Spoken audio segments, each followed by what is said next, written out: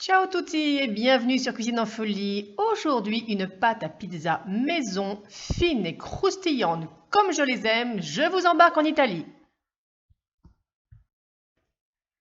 Et pour ce petit voyage dans la botte, vous allez me préparer aujourd'hui 250 g de farine, 5 g de levure fraîche de boulanger, une demi-cuillère à café de sel ainsi qu'une pincée de sucre, une demi-cuillère à café d'huile d'olive et enfin 150 ml d'eau tiède.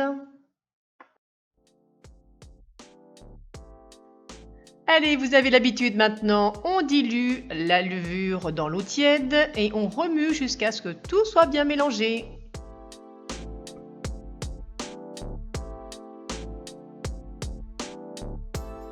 Quand la levure est bien dissoute, on va tout simplement ajouter la farine, le sucre, le sel et l'huile d'olive et on confie tout ça au robot pendant 5 minutes.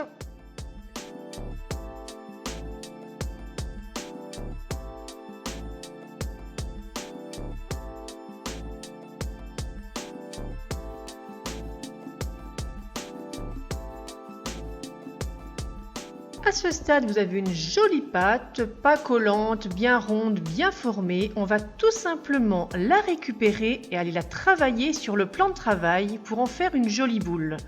Vous voyez, je n'ai absolument rien mis sur le plan de travail, pas besoin de farine, rien du tout. Elle est bien souple, elle se forme bien. Il suffit tout simplement de la rouler avec la paume de la main sur le plan de travail. Vous voyez, c'est rien de compliqué. Vous faites ça un peu moins d'1 minute et c'est parfait.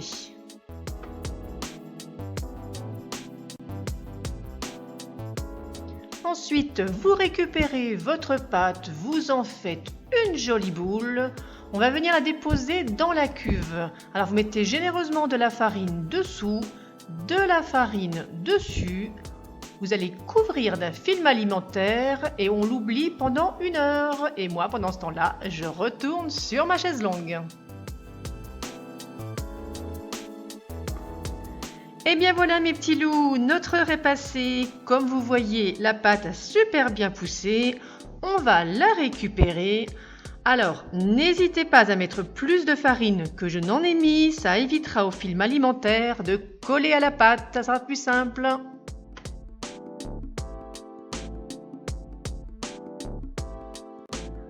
On vient gentiment débarrasser la pâte sur un plan de travail fariné et on va tout simplement la bouler, mais alors très légèrement. On va essayer de ne pas trop la manipuler. Ensuite, on la couvre et on l'oublie encore pendant 1 demi-heure.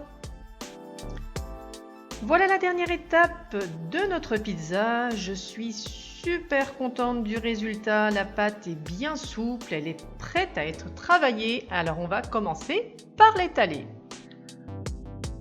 Alors vous avez plusieurs possibilités. Soit vous faites de façon très classique au rouleau à pâtisserie. Moi j'ai décidé de tenter à la main. Tout simplement en la travaillant délicatement, en l'écartant de plus en plus et on va l'affiner tranquillement mais sûrement.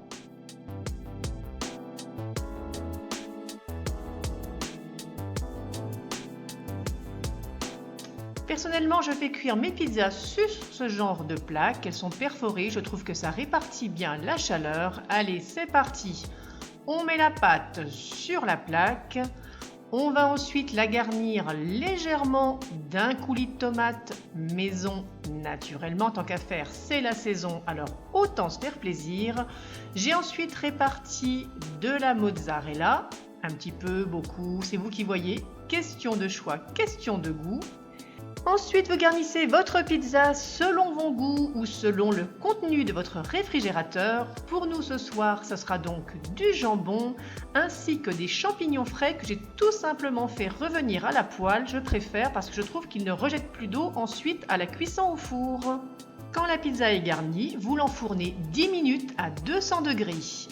À la sortie du four, il ne vous reste plus qu'à ajouter quelques morceaux de mozzarella bufala. Là, j'ai mis quelques jeunes pousses de salade, des tomates cerises ainsi que des gros capres. Et maintenant, direction la table, il faut se régaler. Si cette vidéo vous a plu, n'hésitez pas à mettre des pouces bleus, à la partager et à vous abonner. Bisous à tous et à très bientôt pour une prochaine recette.